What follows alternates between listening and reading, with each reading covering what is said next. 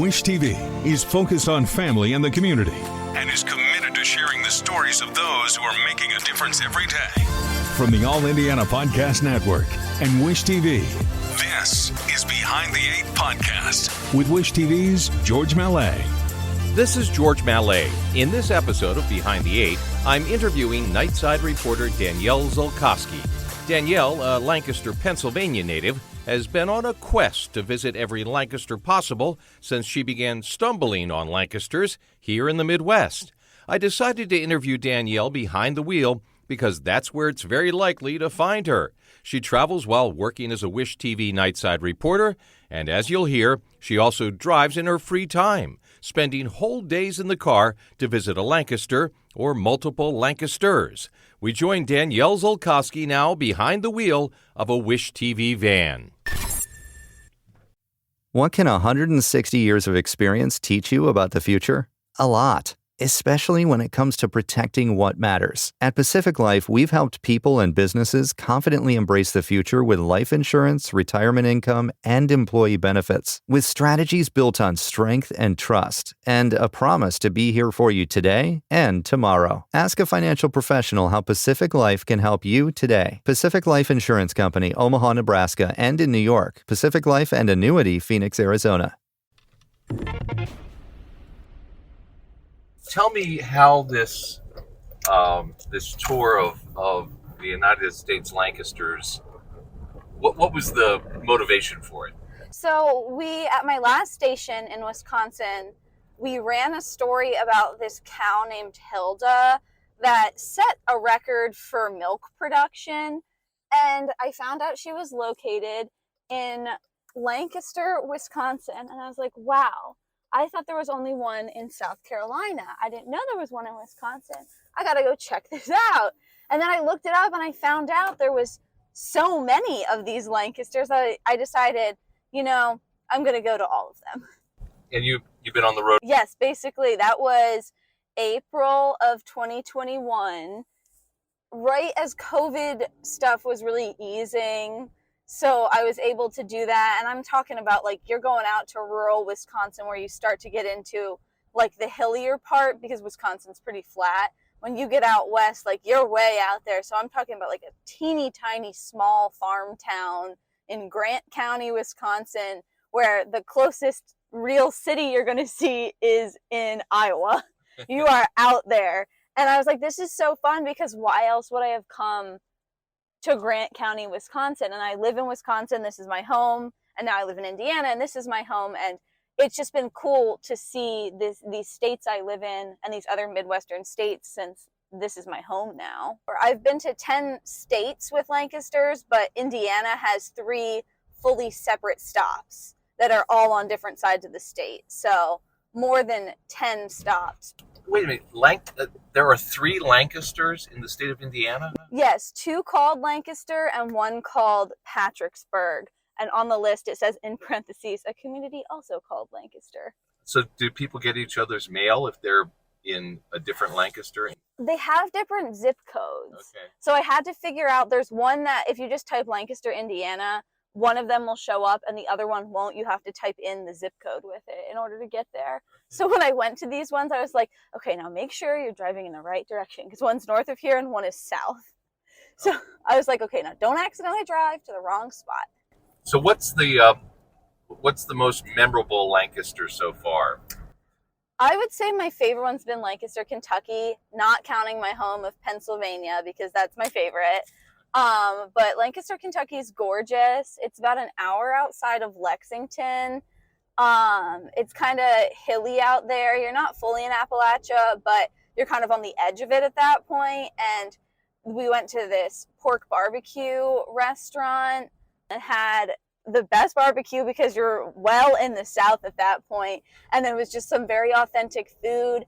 Just, again, a very cute town that we got to explore and stay in a very cute Airbnb and meet people along the way that otherwise I would not have met or seen or probably explored that part of Kentucky. I probably would have stayed in Lexington or Louisville. And I did stop in those cities along this because I drove all the way down from Wisconsin. So give me a sense of, it sounds like this adventure's been pretty much fun. Yes. Very fun. Going to Minnesota, it was a nice town. Don't get me wrong. It just was 10 hours away from where I was in Northeast Wisconsin. And let me tell you, you get past Minneapolis and it drags and you're just going. And it was 6 hours from Minneapolis up to there. And Minnesota is incredibly rural, and so big. You don't realize how big it is until you drive across the entire length of the state, that you're just like, oh goodness, I've really made a commitment to a 10-hour road trip today. You must tell the locals, what brought you there and what you're doing.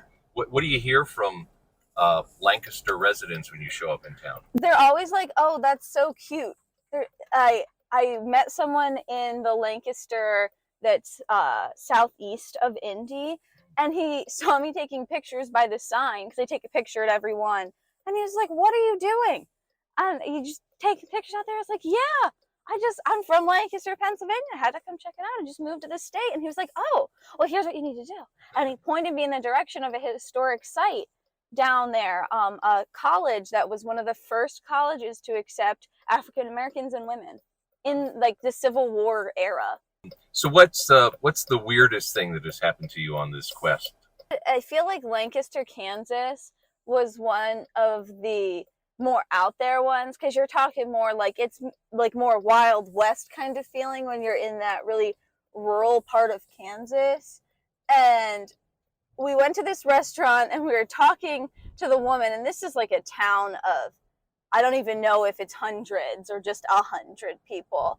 And I was like, yeah, I looked on Google Maps and I'm looking for your sign that says welcome to Lancaster, and I can't find it. Where did it go? And they're like, oh, a tornado blew it over and we haven't been able to replace it since. And I'm just like, I guess that's just the reality for you, is that tornadoes come through and take things out, and it's such a small town that you can't afford to fix it. I don't know. People have been mostly normal and nice.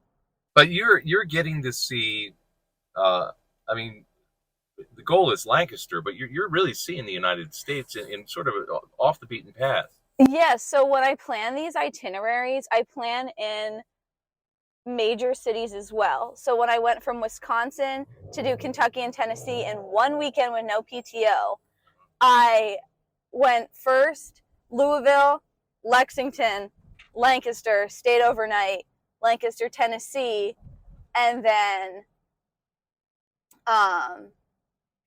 Nashville. So I did 5 cities in one weekend and got to experience Nashville, which was so fun, and also do my Lancasters and take pictures there.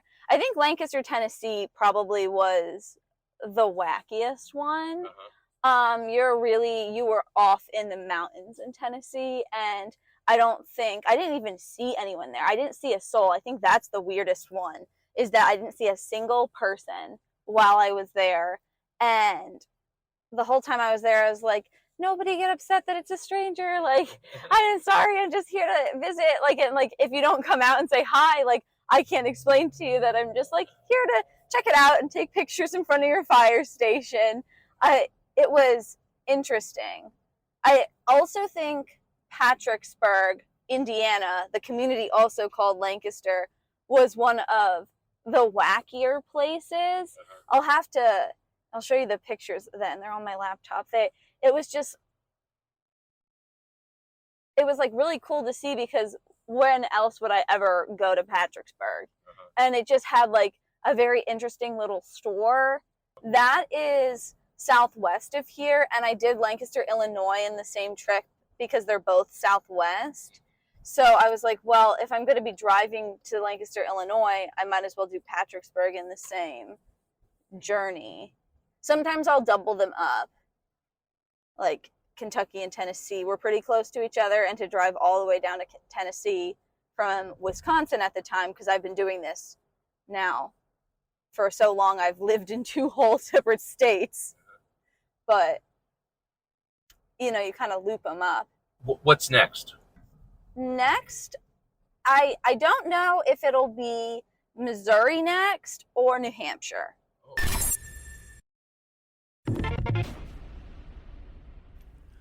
My thanks to Danielle Zulkosky for allowing me to join her on the road. You can see Danielle's reports on WISH-TV'S nighttime broadcasts. We hope you enjoyed this podcast and encourage you to subscribe to this and all the other podcasts on the All Indiana Podcast Network.